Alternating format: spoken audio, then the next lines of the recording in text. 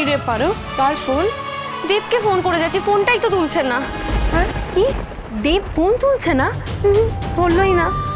হ্যাঁ রে, বলছি কোনো বিপদ আপদ হলো না তো? না না, বিপদ কেন হবে? ও হয়তো কোনো কাজে ব্যস্ত আছে। ও তো সবসময় কোনো না কোনো কাজ চলে আসে। বা এটাও হতে পারে লাগেজ গুছিয়ে হয়তো গাড়িতে তুলছে, তাই ফোনটা ধরতে পারছে না। হ্যাঁ হ্যাঁ, তাই হবে বোধহয়, তাই হবে। হ্যাঁ রে, পার্বতী কি দেবের সঙ্গে আসছে? মানে তুই জিজ্ঞেস করেছিলি ওকে? না, আমি তো জানি না, আমি তো কথাই হলো না ওর সঙ্গে, কি করে বুঝবো? ফোনটাও ধরছে না। পার্বতীর জন্য মনটা কেমন ছ্যাঁত করছে। দেখো দেখো আমার কাণ্ড দেখো, পার্বতীর মতো রুটি বানাতে গিয়ে আমার কি দুর্দশা। ওরে বাবা রে বাবা, ওর মধ্যে আর একটুখানি আটা মিশিয়ে নে, তাহলেই তো হয়ে যাবে। মা, আমি অনেকক্ষণ ধরে আটা মেশাচ্ছি, তাও দেখো না হচ্ছে না। ও বাবা, রুটি ছিঁড়ে যায় ছিঁড়ুক, তুমি চেষ্টা একদম ছাড়বে না, বুঝেছো? ওরে যার কাজ তারই সাজে, অন্যের মাথায় লাঠি বাজে, বুঝেছিস?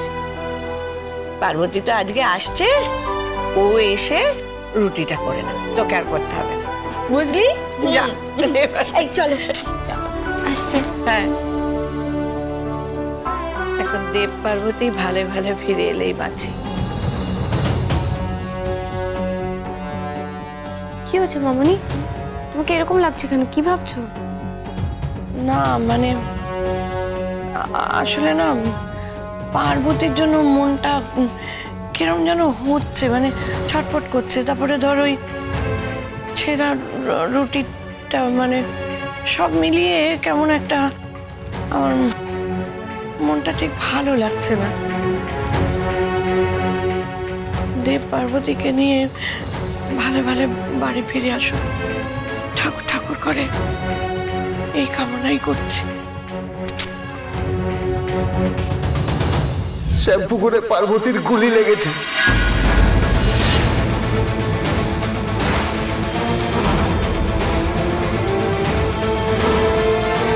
পার্বতীর গুলি লেগেছে, এটা দেব আমাদের জানাচ্ছে।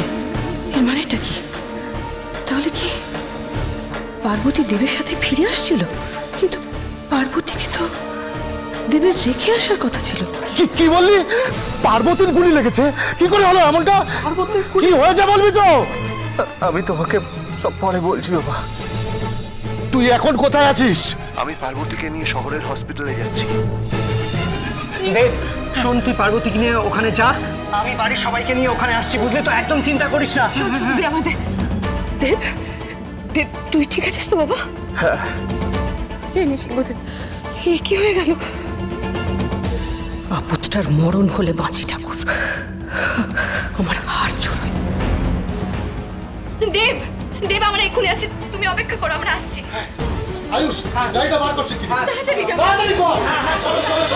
তুমি আশেপাশে থাকলে 27 মে থেকে নতুন সময় প্রতিদিন বিকেল 5:30টায় স্টার জলসায়।